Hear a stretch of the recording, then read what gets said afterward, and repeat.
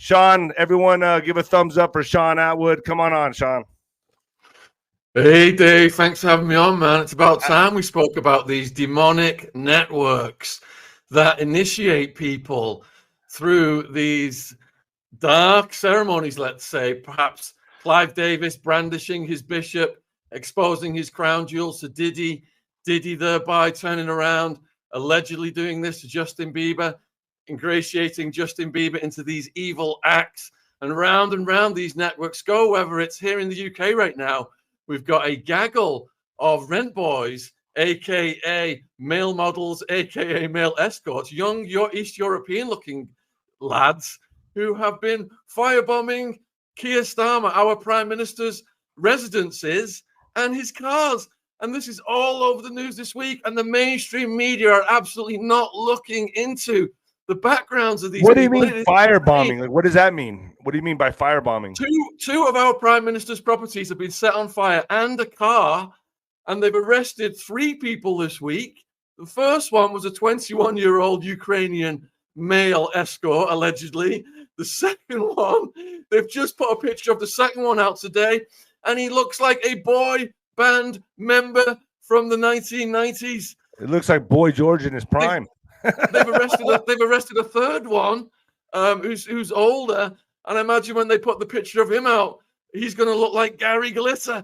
If this had happened in America, if Trump was getting firebombed, his properties were getting firebombed by young rent boys, aka male prostitutes, the press will be all over it. But that's insanity. So this is catching fire like worldwide, man. This is all coming out. We finally hit that precipice, that climax in all of this where it's just all coming out. I believe the music industry, at least as we knew it, is over with. It's done. All this stuff that's coming out on Diddy, everything that's coming out, it's over. Game over. Nail in the coffin, because who's going to come after Diddy? Jay-Z? What actors are going to fall? Leonardo DiCaprio, maybe? I'm just naming names here that have been to the parties, but they're coming next. So 2 things that Suge Knight pointed out to us was Diddy pissed off Diageo, which is a UK company which is 10% owned by BlackRock. And by filing this racism lawsuit and winning in court, BlackRock were just slobbering, waiting, foaming at the mouth for this to take advantage of the Cassie video. And as soon as that video came out, they pounced. But Diddy is a terrible person. I mean, another thing that Suge told us was that Diddy was pimping Justin Bieber out to elites. Yeah, but Justin Bieber's rep made a statement, and he was like, he's not a victim of Diddy, which we all know the truth on that. Like, why do you think Justin Bieber is just too scared to admit anything? It's written all over his face, bro. He's looking like Jesse from Breaking Bad after a 2-week meth rampage. When you see the state of him, look at his eyes, his shrunken, sunken face. His soul is burning up with whatever Diddy did to him. And Suge Knight told us Diddy was pimping Justin out to elites, males, older corporate CEOs, execs. I've heard certain boxers. I've heard certain boxers too. I'm not going to name who, but I've heard boxers as well. I'm champion boxers. Anyone can guess at that one. It's an equal opportunity profession, apparently. If you've got enough money to take a young person and do these R-wording things to them and indoctrinate them into these satanic deeds. And this is the network that, Whitney Webb has told us about, that Ryan Dawson has told us about. And every now and then it reveals itself, whether it's the Cassie video, whether it's Jimmy Savile here in the UK getting exposed after his death, whether it's young male prostitutes firebombing Keir Starmer's house. The people at the top of power are psychopaths. They are compromised. They have been put in positions whereby, for example, Bill Clinton, when he was the governor of Arkansas, he was in multiple cocaine frenzied situations with females that later became sexual assault lawsuits. And Trump brought these women to the debate with Hillary. And what did Hillary do? When she found out about these things, she had private investigators track them down. People were thrown off balconies. Pets were murdered. Yeah, look at the video that Trump just put up on Truth Social about Hillary, and then Obama. I mean, it caught the whole internet on fire, man. This is insane. There you go.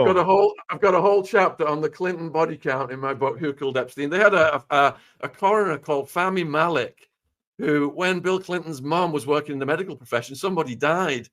And Fahmy Malik came in and enabled a cover-up so Bill Clinton's mother wouldn't get in trouble. So they were down with him for the rest of his career. If anyone died in Arkansas when Bill Clinton was governor, they could be shot in the head. Fahmy Malik would say they drowned him in a swimming pool. This is how preposterous his rulings were. If you look at the case of the boys on the tracks, where the two kids went and saw the drug drop, CIA drug drops were coming in. Barry Seal was one of the pilots, and Bill Clinton was providing the state police to secure these drug drops. Wow. Two kids witnessed these drug drops, Don Henry and Kevin Ives. They murdered them. They moved their bodies to the train tracks, put tarp over them, and said that a train had run over them.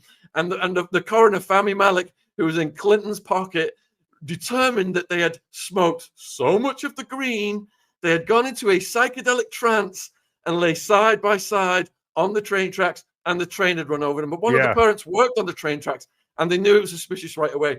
The blood, it was not fresh blood. And Linda Ives, God bless her, she confronted Bill Clinton so many times, and he just completely ignored her and would not give her the answers that she was seeking. But the bottom line is Bill Clinton got the White House. One of the reasons is because he played ball with the Bush crime family and the CIA. They were bringing the drugs in, the white powder from the South, and they were parlaying this into financing the Contras in Nicaragua.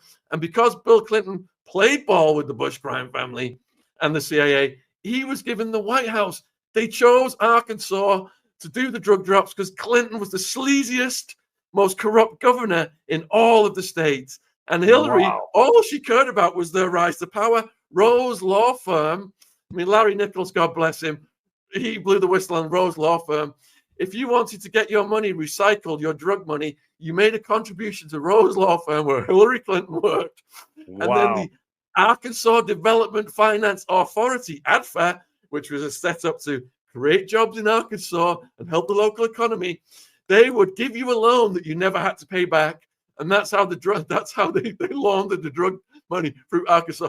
The cash in the Arkansas banks went through the roof. And you've been covering this pretty damn extensively, haven't you? You've been really following all of this. I mean, damn, you wrote a book on it.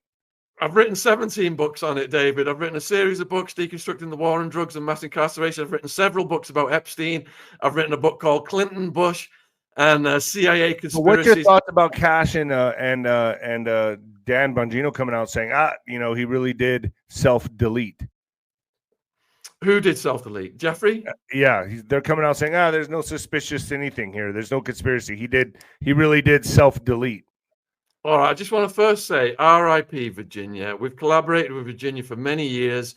She was the tip of the spear. She brought down Randy Andy, the Queen's favorite son. This cockroach is still trying to scurry back into doing royal duties, and Charles is complicit in that, but he needs to go.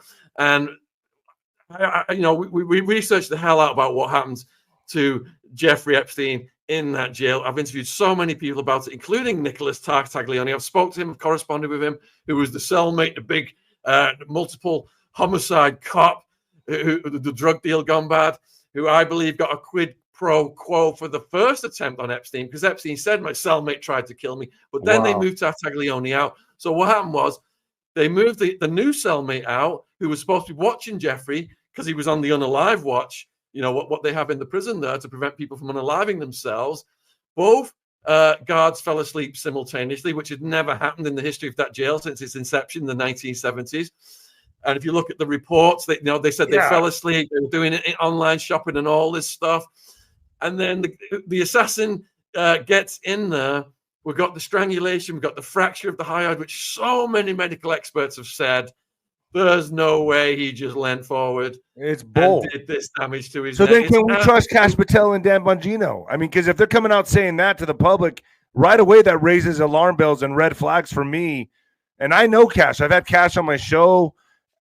I trust Cash. I don't understand. Is there a method to the madness here? Why would they be?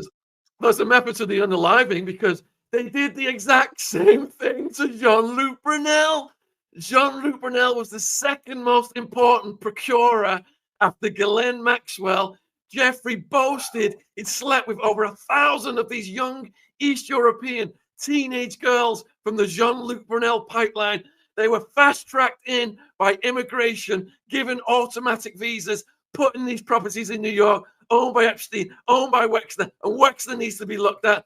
And these girls, Jeffrey said, according to Virginia in the lawsuit, she said that Jeffrey boasted that Brunel had given him 12-year-old triplets as a birthday present. Wow. And their oral skills were absolutely wonderful. And this was at the orgy on the Virgin Island, where Virginia was present, where Prince Andrew was present, where all these East European girls are being brought in.